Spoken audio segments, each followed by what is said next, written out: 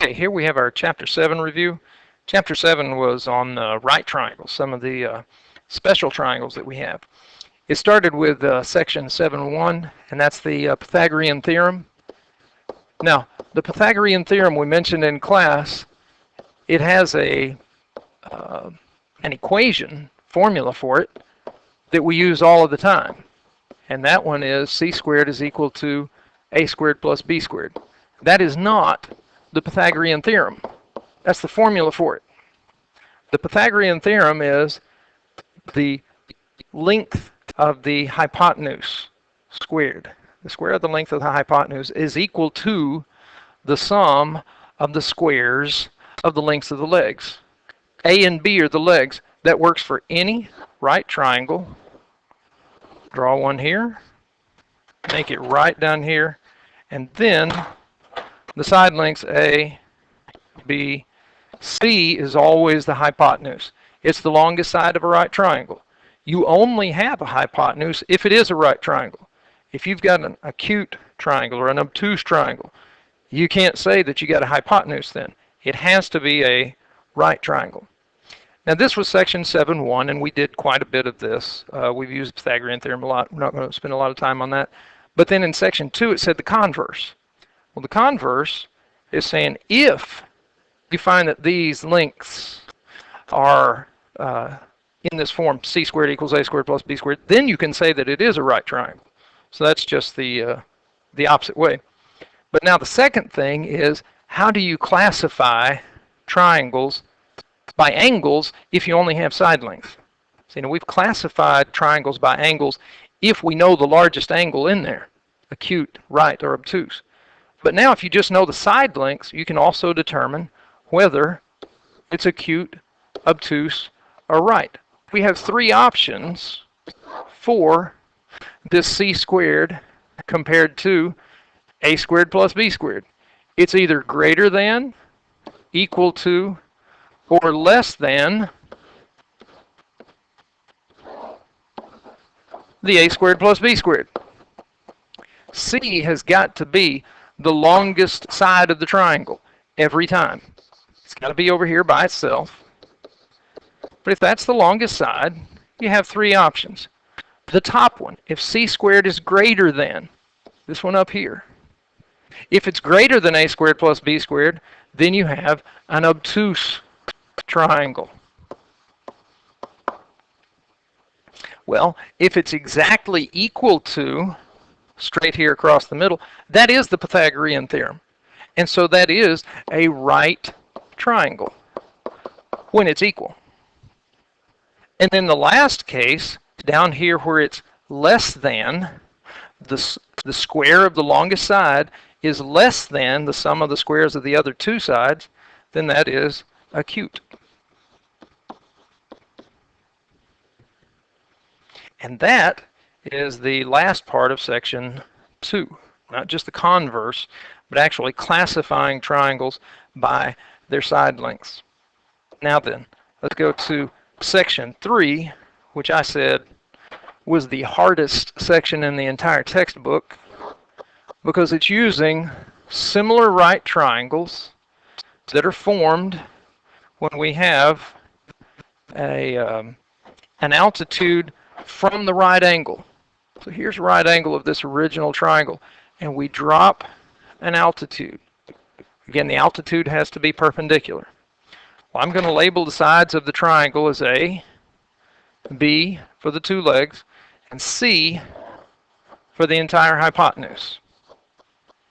And then I'm going to call the segments that are cut off on the hypotenuse X, Y, and we'll call the height of the triangle here that altitude H. We have three geometric means that are formed because we have three similar triangles. The small triangle on the left with side lengths X, H, and hypotenuse A. See, that triangle is similar to, well, see its short leg is X. It's similar to the triangle here in the middle, HY with hypotenuse B. Those are similar to each other, but so is the big one. The big one that's flipped upside down that has legs A and B with hypotenuse C. All three of those triangles are similar. And you remember in class, we took the note cards, file cards, and we cut them across and we turned those triangles around, flipped them around so that they're all in the same position. You don't want to have to go through and draw those things every time and put them in the same position. We want to get the three geometric means without having to do that. So let's take the easy case first. And if you remember this one, if you start at x and draw an arrow to h, x is to h as h is to y. So x is to h as, erase that, it's supposed to be an equal, as h is to y. To solve for h, you have to cross multiply and take the square root. So cross multiplying, we have h squared is equal to xy, and then to get h by itself, take the square root of both sides, and so h is the square root of xy. That's the first of the three geometric means, right? This one I think is the easiest because you just use the segments that are there. X is to h, h is to y. For some reason, I can remember that one, where some of these others, it kind of, I have to go back and think about it. Let's take a look at the other two. That was the first one. The last two are the same, it's just that they're on different sides of the triangle. So here is the second. We'll stick with the left side for right now. Here you start with x, the left side, you jump up to a. And then a is to, you got to go down to the entire hypotenuse. X is to a as a is to c, the whole hypotenuse length. Well, again, for this, we've got to go through and cross multiply. And so we get a squared is equal to c times x. Take the square root of both sides. So a is equal to the square root of cx. And that's another geometric mean that we have. Now this one is very similar to the last one, but the last one is on the other side. It's side using b instead of a. Well, for this one, we come through and we do the same thing as we did for the second one. We start with y, we go up to b, and then from b we come back down until we hit the hypotenuse c. So it's y is to b as b is to c. Again, cross multiplying here, we'll have b squared is equal to c times y, and then take the square root of both sides. So b is equal to the square root of cy. Those are the three geometric means that occur anytime that you have an altitude that's dropped to the hypotenuse of a right triangle. Now these are listed on page 446, right? But there are a lot of those that that came out. For me, this was the hardest section in the whole book. If you thought this one was easier, that's great. Let's go on to section 4. Here's where we start our two special right triangles. Our two special right triangles, 45, 45, 90, and then the other one, 30, 60, 90. Now, 45, 45, 90 can also be called an isosceles right. So we'll put that up here as well. Well, let's look at the 45, 45, 90 first. It's an isosceles right triangle, like this. And we're going to say that it's isosceles here. There's right. Both of these angles inside here, if it's isosceles, these are base angles. They have to be congruent. But because we know the other angle, these are both 45. Now, that's what the triangle looks like. What's the ratio of the side lengths? The ratio of the side lengths is, if you know one side length is x, so is the other leg. How do you get the hypotenuse? Well, you can go through and use the Pythagorean theorem, and every time you do, you will always get this third side, the hypotenuse, to be x times the square root of 2. Remember, we said it's got two different side lengths for this 45, 45, 90. So it's the square root of 2 times whatever the side length is. That's the hypotenuse. If you know the hypotenuse, you have to divide by the square root of 2 to get the leg. So if you know the leg, you multiply by the square root of 2 to get the hypotenuse. If you know the hypotenuse, you do the opposite, which is divide. Now, that's the 45, 45, 90. Let's take a look at the 30, 60, 90.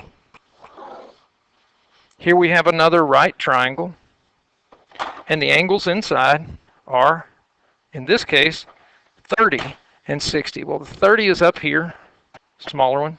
60 is down here.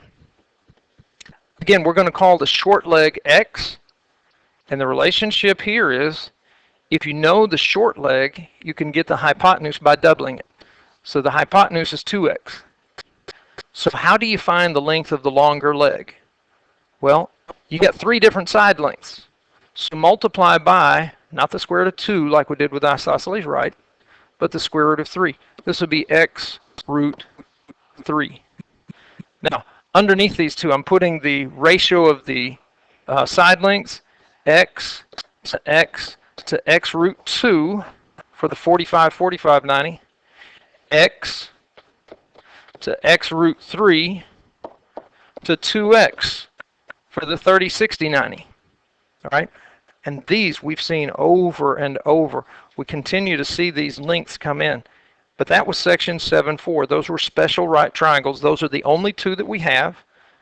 They come up all the time in higher levels of math.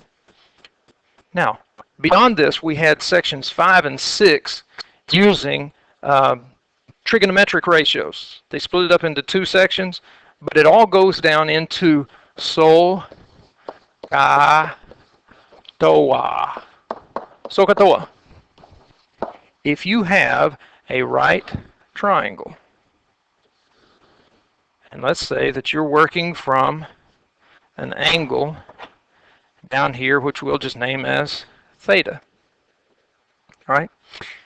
The sine of theta is equal to the opposite. All right? Well, if we label this as the opposite over here, see, that is opposite this angle theta. Now, if you move theta and put it up over here in this angle, right there, then you would have a different opposite side. Okay? It's not always the vertical one.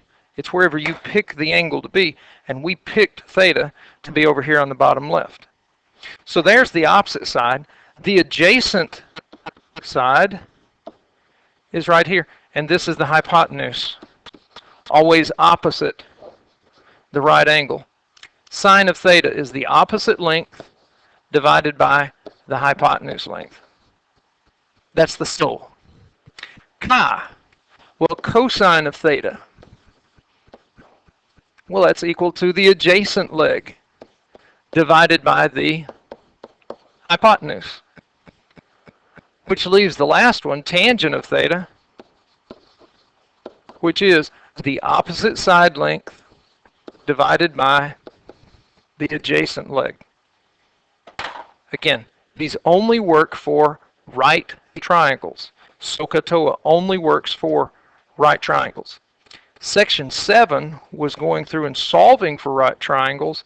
If you don't know the angle, you can solve for it, or if you don't know one of the sides, you can solve for it. If you don't know the angle, you will have to use inverse, so you'll have to have a calculator doing second sine, second cos, second tangent. Depends on which sides are given. But that's the way that we go through, and that's the end of chapter 7.